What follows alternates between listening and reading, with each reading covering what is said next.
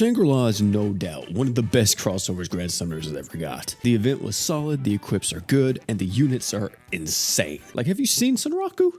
Jesus Christ. I decided I wanted to take all of the Shangri-La units and put them on a little tier list detailing who is the best unit from this crossover, the reasons why, or the reasons why they could be considered a little bit lackluster. Considering the fact we only got 4 units from this crossover, this tier list shouldn't take too long. Hopefully. Let's start with part 1 first. Ciger Zero and Menon Raku. Ciger Zero was a character that I feel like so many people are still very mixed on. However, this is one of the characters that I actually have the most time with under my belt because I actually own her. This character can do a lot, from arch-genning plus a barrier on the art. On the true art, you get a massive damage buff to the entire team if you are on a mono-human team, and then the super art is a massive nuke the first time you use it, being at 400,000 damage. However, the second time you use it, it will no longer deal that amount of damage, and instead it will just apply a battery to you of 5 arts for 20 seconds. And really, every time I've used this character, she's done nothing but perform for me in the best way possible. I don't really see where the hate is necessarily coming from. Sure, she does have some pretty big cons. One of the major ones is that nuke on the super art you would think would be kind of crazy. A 400,000 multiplier coming at your neck you think would be instant death, but it's not. It's really not. It just kind of tickles people sometimes. So it does require some outside buffs by reducing the enemy's physical res or buffing up her arts damage or damage even more. But let me tell you, once you actually do buff it up a little bit, my god, does this thing hit hard. Another con that you would save from nowadays standards would be the fact that she doesn't have super crits in the kit. If this was a super crit on the super art, she would easily be one of the most damaging nukers in the entire game. Or the fact that she doesn't have a constant state of defense ignore. The defense ignore in her kit is only on her super art during the duration of the super art.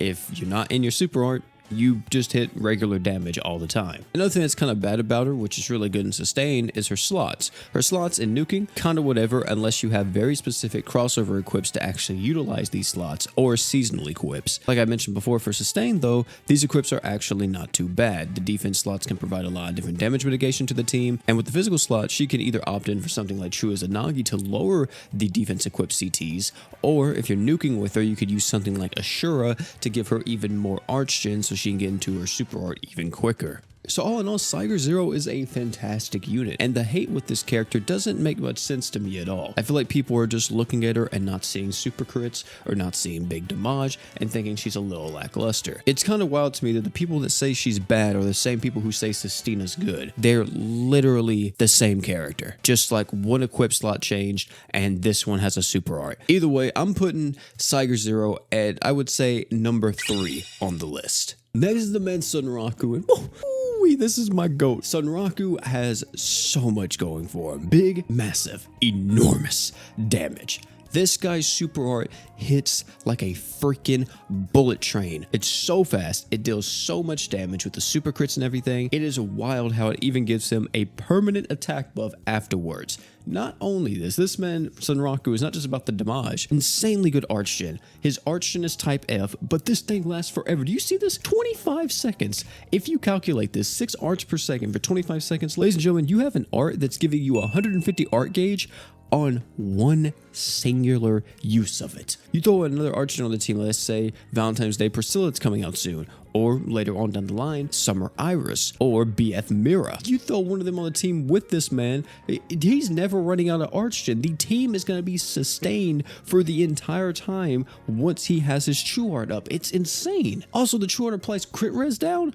Who thought that was okay? And it applies instantly. As soon as you flip it up twice, you get the crit res down, which is another benefit to him. His animations are just so freaking quick. This man Menon Raku is just schmoving in this thing. Also, passive DR to fire allies, which is insanely good, especially later on down the line, whenever we get characters like Summer Iris and stuff like that, which gives you even more passive DR to fire units, and that is just going to be so nasty. Menon Raku really has everything going for him. The worst part about Menon Raku is that he's type E arch gen, so type E arch gen nowadays is getting kind of diluted. We have a lot of type E arch geners. That's just the crossover arch gen type, so he can't really be used alongside other crossover arch geners. Of course, there are a few exceptions here and there, but yeah, Menon Raku is insanely good. He's going to go a long way. He's going to be used pretty much till the end of time in Grand Summoners. So there's no one that's going to be better than him unless they remake this character. The most future-proof units in the entire game. I'm saying this guy is easily the best in the crossover. Part 2 of the crossover, I think, was nowhere near as hype as the first one. I mean, there was definitely some very cool characters that came from it, but at the same time,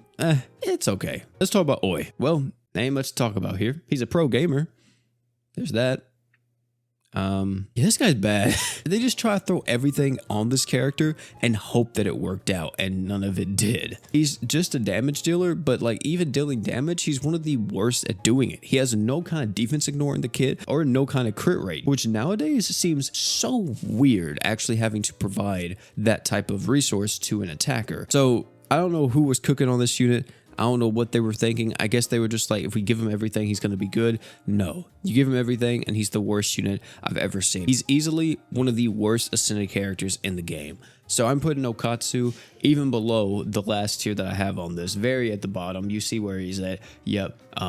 We'll have to figure out what we're going to put in between this and the rest of the list, but he's staying down here. And then the final character on this entire list is going to be Arthur. Arthur is a character that originally I wasn't too excited about. I saw this unit and I kind of thought they were whatever. I didn't really think much of her. However, after further testing and seeing this character in multiple different team comps, I can easily say she is pretty freaking goated. This character kind of hits all the marks. She has amazing break power, arch gens, plus dark res down. By the way, this arch gen is type F, so it stacks for pretty much every single arch gener in the game apart from type F arch geners. Her slots are insanely good. Her passive as well, the unique one that resets all physical equips so when you break, oh my goodness. This right here has some crazy implications. She pretty much does everything that you want her to do. There's not really a thing that she can't do. And she's also one of the most future-proof units from this crossover. It's crazy. We got 2 characters from this crossover that are just insanely future-proof. The only cons of this character is that she has conditional HP arch gen, and if you go into a fight where you can't stay above 50% HP,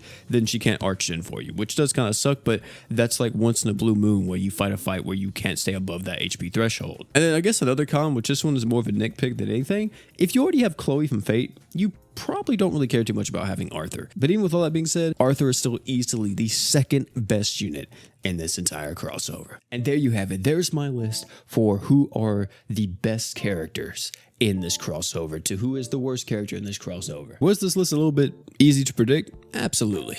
But I haven't done one of these in a very long time, pretty much since Tensura, and I wanted to do one again because I thought it was kind of fun. And you guys can let me know if you guys would want me to do more of these in the future when it comes to later crossovers, especially crossovers that have multiple units, like 6 or 7 units or whatever. Hey, you guys let me know down below who you think are the best and worst characters from this crossover. I would love to read what you think. Oh, and one more thing before you leave. Don't forget to drink water.